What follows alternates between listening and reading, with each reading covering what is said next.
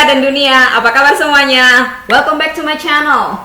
Halloween is coming in 2 weeks. I'm so excited. I love Halloween. You know why? Because I can put on crazy makeup and nobody would make fun of me. And as you can see, I'm already in the mood. Tapi di video kali ini gak ada hubungannya sama Halloween. Karena di video kali ini aku ingin berbagi lagi dengan kalian bagaimana hidup di negeri orang itu bisa merubah aku. Aku merasa banyak hal dari diri aku yang berubah sejak aku tinggal di Amerika. You know, tinggal di tempat baru, berinteraksi dengan orang-orang baru, totally different culture. Itu bisa merubah kepribadian seseorang. Contohnya aku. In my case, nomor 1, aku jadi lebih mencintai Indonesia. Believe it or not. Kalau kalian pikir orang-orang Indonesia yang tinggal di luar negeri itu jadi sok kebarat-baratan, jadi melupakan Indonesia, that is not true at all. Karena sejak aku tinggal di Amerika nih, udah berapa tahun ya? Hampir 3 tahun. Yang namanya makan di KFC, McDonald's, Pizza Hut, Carl's Jr. or whatever American brands that you can mention, sangat jarang sekali aku makan di tempat-tempat seperti itu. Bisa dihitung pakai jari deh pokoknya. Buat aku, sejak aku tinggal di sini, yang namanya tempe goreng, sayur asem, sambal terasi, itulah makanan restoran bintang 5 kalau di sini ya, buat aku ya. Yang namanya tempe goreng itu seperti harta karun kalau di sini. And you know what makes me so proud? Ketika aku bikin makanan Indonesia untuk teman-teman aku yang bukan orang Indonesia, mereka nyobain masakan Indonesia aku, they loved it. I'm so proud to show them kalau makanan Indonesia itu nggak kalah enak dibandingkan Chinese food atau Thai food yang lebih populer di sini. And then dulu waktu di Surabaya, aku arek Surabaya by the way, aku pakai batik itu cuman hari Jumat doang, waktu ke kantor, waktu kerja. And I never thought that batik was cool at all. Ketika aku tinggal di sini, aku pakai batik itu rasanya beda gitu. Rasanya aku bener-bener mewakili Indonesia. Dan I get a lot of compliments. Dan mereka nanya, itu kain apa? Dan dengan bangganya aku bilang, ini batik dari Indonesia. Indonesia. Kalau kalian pikir hidup di luar negeri itu membuat kita melupakan budaya Indonesia, salah besar. Sampai detik ini aku masih suka dengerin lagu-lagu Indonesia. Dulu aku benci banget sama dangdut. Sejak aku pindah di sini, dangdut is cool. Dangdut is the music of my country. That is so true. You know, Ayu Ting Ting, sambala sambala bala sambalado. I love that song. Siapa yang bisa menciptakan sambal jadi lagu? Coba, how creative is that? And then, aku lagi suka banget sama lagunya siapa tuh namanya? Rizky Febian. Berada di pelukanmu menyadarkanku. Mumpung kalian belum muntah-muntah, aku berhenti aja. Tahu diri. Lalu nomor 2, tinggal di negeri orang membuat aku jadi lebih humbled. What is humbled in bahasa? Humble. Merendahkan. I think it's more like rendah diri. No. Rendah hati. Yeah, that's the word. Rendah hati. Jadi tinggal di luar negeri ini membuat aku jadi lebih rendah hati. Kenapa? Karena di sini aku adalah minoritas. Of course, orang Indonesia dan orang Asia lainnya are considered minority. And when you're a minority, you feel humbled by it. You know, my English is pretty solid. Aku bisa bahasa Inggris. Tapi tetap aja English is not my first language. Jadi pasti ada kata-kata, slang words atau whatever phrases yang aku nggak ngerti because it's not my first language.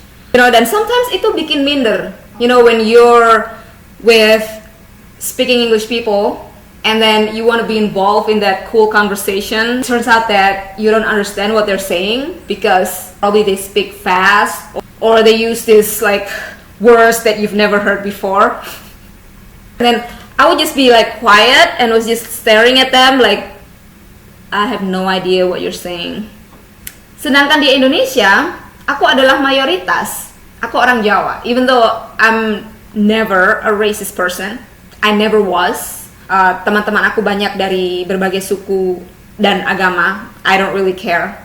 as long as they're good people. But still, I was a majority. Kan? Dulu di kampung aku ya, aku masih ingat, aku dari kampung di Surabaya. Ketika ada salah satu tetangga yang ada gawe kawinan atau sunatan, mereka bisa ngeblok seluruh jalan di kampung itu diblok sama mereka buat acara gawe mereka, dan mereka putar musik keras-keras, dan itu cuma terjadi di Indonesia. Ada sisi baiknya, orang-orang satu kampung itu apa ya, punya rasa solidaritas gitu. Orang-orang kampung yang lain itu memaklumi, and I think that's a good thing. Dan itu menurutku adalah salah satu bukti bahwa orang-orang majority di Indonesia itu punya rasa entitlement, di mana mereka tinggal, mereka merasa ikut memiliki. Mereka solid gitu sama tetangga yang lain. And you know, kalau ada tetangga yang sakit, tetangga yang satunya nengokin. Di sini boro-boro ya mau ngeblok jalan, mau renovasi rumah aja itu izinnya jelimet dan belum tentu keluar. Di sini aku nggak bisa tiba-tiba ketok rumah tetangga terus punya cabai nggak, Bu? That doesn't happen here. People here are more individualistic. I don't even know how to pronounce it. Individualistic.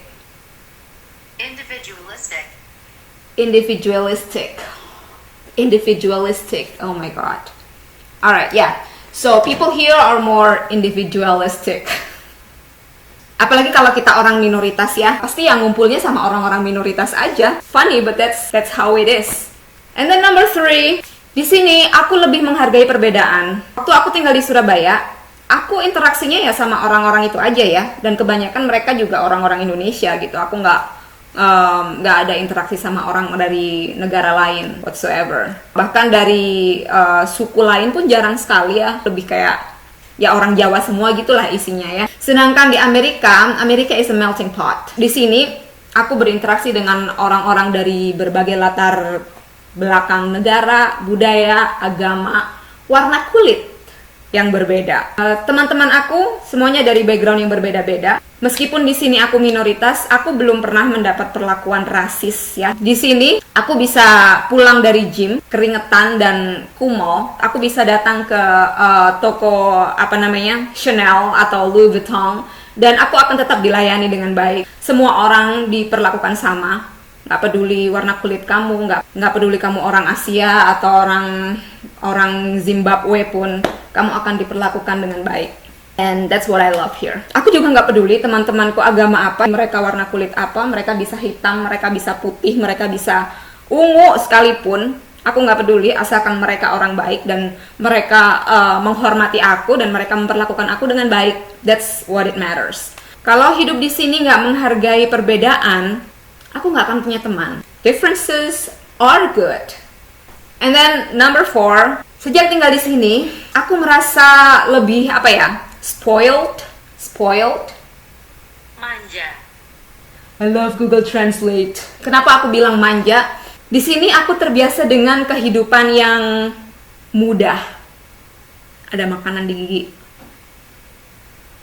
Jadi misalnya di kota tempat aku tinggal ini jarang sekali macet. Jadi aku enak aja gitu keluar jam berapa aja tanpa harus khawatir terjebak macet gitu ya. Kalaupun ada macet, it's not that bad. Dan ketika tahun lalu aku pulang ke Indonesia, aku sudah terbiasa dengan di sini yang tidak macet. Kemudian aku pulang ke Indonesia, ke Surabaya. Oh my god, I literally got a headache karena aku harus terjebak macet di taksi. I mean, like 30 to 1 hour is like really precious. And not to mention those crazy angkot driver yang merasa itu jalan punya mbahnya ya. And then also di sini aku bisa jogging di luar jam berapa aja tanpa harus khawatir dengan polusi atau dengan panas yang menyengat ya. Sedangkan dulu di Surabaya, kalau aku mau jogging itu aku harus bangun jam 5 pagi untuk menghindari polusi dan juga untuk menghindari panas. So, just simple things like that. Dan itu membuat aku jadi spoiled, jadi manja gitu ya. Jadi banyak orang Indonesia yang sudah lama tinggal di luar negeri, ketika mereka balik ke Indonesia lagi, mereka akan mengalami culture shock lagi. That's real. That's so true. And then number 5, di sini aku jadi lebih mandiri. Di sini cuma orang kaya yang bisa hire pembantu. Cuma selebritis ya yang bisa punya supir sama pembantu. Di sini I'm on my own. Well, of course ada suami aku. Tapi kalau aku sakit, nggak ada yang bikinin wedang jahe, nggak ada yang mijetin atau ngerokin, nggak ada. Jadi ya aku harus survive sendiri, bersihin rumah sendiri, bersihin kebun sendiri, nyetir kemana-mana sendiri. I guess that's a good thing, right? Tapi ya ada saat-saat dimana seandainya di Indonesia ya bisa bayar pembantu, bisa bayar supir, terus dekat dengan keluarga. Jadi kalau misalnya someday aku punya baby bisa dititipin ke mama aku gitu kan. That's what Indonesians do. Di sini meskipun kamu punya anak 5 pun nggak akan ada yang nolongin.